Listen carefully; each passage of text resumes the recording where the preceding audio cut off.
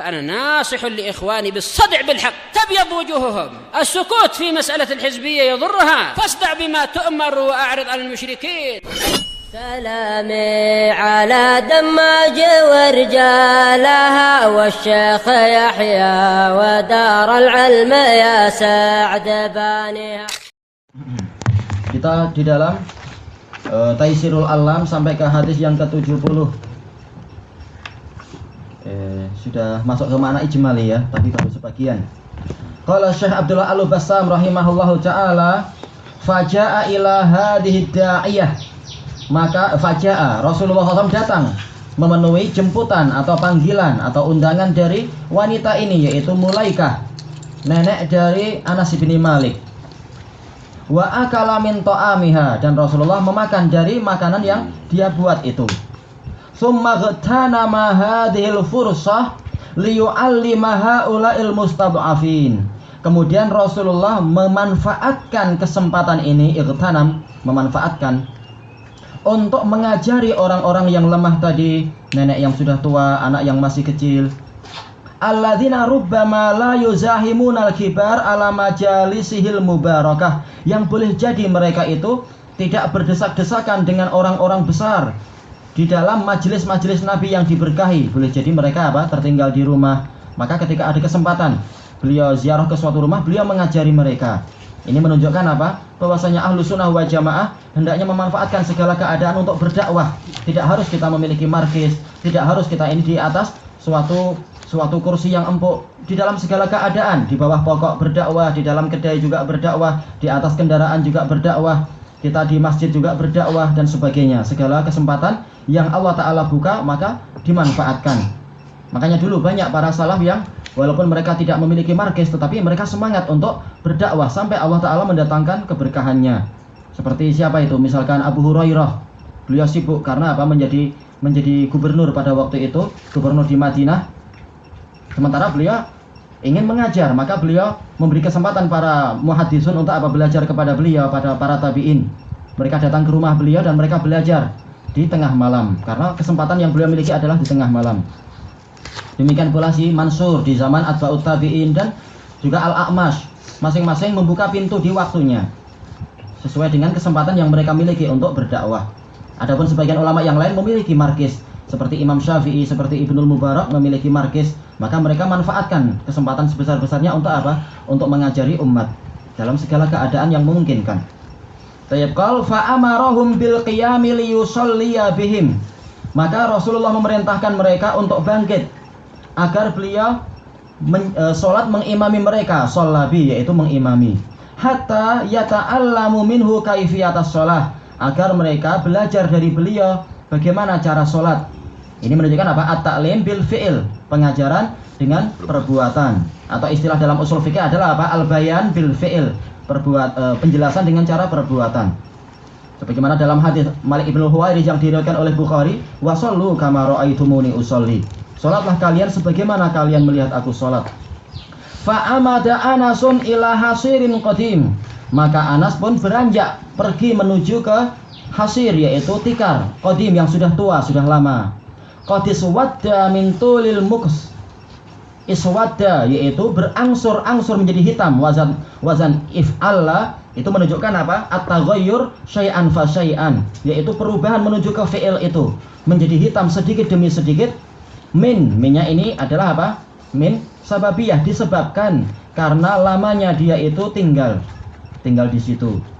Maksudnya adalah dipakai lama-lama ya jadi hitam. Sebagaimana dalam lafaz yang lain, min tulima lubis, yaitu karena lama dipakai. Fa ghasalahu bil ma. Anas pun mencucinya dengan dengan air. Faqama alaihi Rasulullah SAW. Ya dulu memang belum ada dobi, susah. Seadanya. Sekarang tinggal pencet tombol, kasih berapa itu kupang atau ringgit, 50 kupang. Tayyib. Faqama Rasulullah SAW yusalli bihim. Kemudian Rasulullah berdiri salat mengimami mereka. Wa suffa Anasun wa yatimun ma'ah soffan wahida khalfan Nabi sallallahu alaihi wasallam. Anas dan anak yatim yang bersamanya itu dibariskan dalam satu barisan di belakang Nabi. Wa suffatil ajuz sahibatud dakwah, sementara wanita tua itu Mulaikah yaitu yang menjemput, yang mengundang, dibariskan apa? Min warai Anas wal yatim, di belakang Anas dan anak yatim itu, tusolli ma'ahum, dia sholat bersama mereka. Jadi walaupun sendirian, tapi kalau dia wanita tidak digabungkan jadi satu dalam satu barisan. Maka dia di belakang. Fa shalla bihim rak'atain, maka Rasulullah sholat mengimami mereka 2 rakaat. Boleh jadi niat beliau adalah duha, itu boleh. Kalau memang waktunya waktu duha, boleh jadi niatnya adalah apa? Sekedar sholat sunnah mutlaqah, itu juga boleh di waktu-waktu yang bebas. Summan sarafa sallallahu alaihi wasallam ba'da an qama bihaqqi da'wati wa ta'lim. Kemudian Rasulullah berpaling, yaitu pulang setelah beliau menegakkan menegakkan atau menjalankan hak dakwah dan taklim. Yaitu apa? Kewajiban Rasulullah memang untuk apa? Untuk berdakwah. Sebagaimana firman Allah Ta'ala, wa ma arsalnaka illa kafatan linnasi basyiran wa nadhira. Tidaklah kami mengutus engkau wahai Rasulullah kecuali apa? Untuk seluruh manusia sebagai basyir, pemberi kabar gembira, wa nadhir, pemberi peringatan. Jadi memang beliau datang untuk dakwah. Wa ma 'alaika illal balagh. Tidak ada kewajibanmu kecuali menyampaikan dakwah. Sallallahu alaihi wasallam. Wa mannallahu 'alaina bittibaihi fi af'alihi wa akhlaqih. Ini adalah khabar tapi yuridu bihi insya. Bentuknya khabar fi'il madhi, tapi maksudnya adalah doa. Semoga Allah memberikan karunia kepada kita untuk apa? Kita mengikutinya dengan dalam perbuatan-perbuatannya dan akhlak-akhlak beliau. Ikhtilaful ulama. Sekarang perselisihan ulama tentang masalah ini. Zahabal jumhur ila sihhati musaffati sabiyyi fi sholatai al-fardhi wan nafilah. Kebanyakan ulama berpendapat sahnya kita ini berbaris dengan anak kecil atau shaf yang di dalamnya itu ada anak kecil di dalam, baik itu sholat wajib ataupun juga sholat yang sunnah. Dalil mereka apa? Mustadillina bihadzal hadits sahih. Berdalilkan dengan hadis yang sahih ini, li'anna Anasan, karena li'anna Anasan wa soffa sahibihi, ini di situ ada wawunya, li'anna Anasan wa soffa sahibihi. Gimana cara kita membacanya nih ya? Li'anna Anasan, karena Anas berarti khabarnya apa? Usifa artinya disifati. Anak tak tahu gimana cara membacanya berarti ya. Khabar anna ini. Li'anna Anasan, seandainya wawunya dihilangkan enak kita. Li'anna Anasan sofa sahibahu bil yatim. Kenapa? Seandainya wasofa berarti gimana kita ngartikan?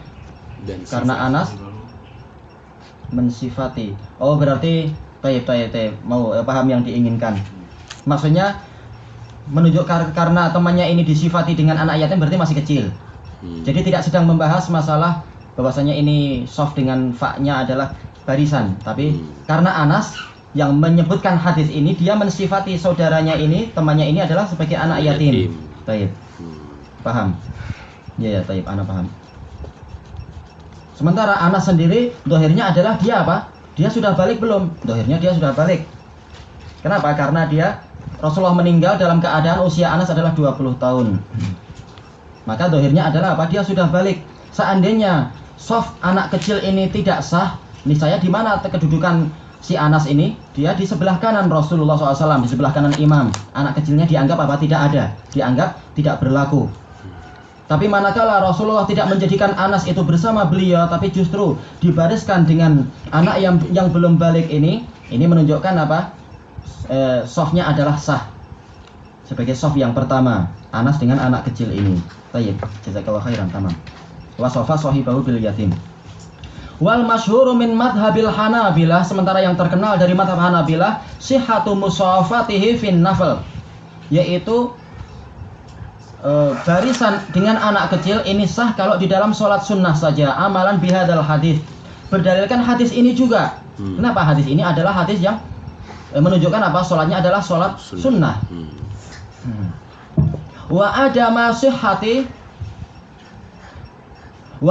sihhati musafatihi fil fard, dan mereka berpendapat bahwasanya barisannya itu tidak sah. Seseorang berbaris dengan anak kecil di dalam sholat wajib ini tidak sah kalau hanya satu orang aja, hanya satu anak kecil. Maksudnya mereka hanya berdua saja. Adapun kalau ada laki-laki yang lain maka sahnya karena ada laki-laki yang lain yang besar itu.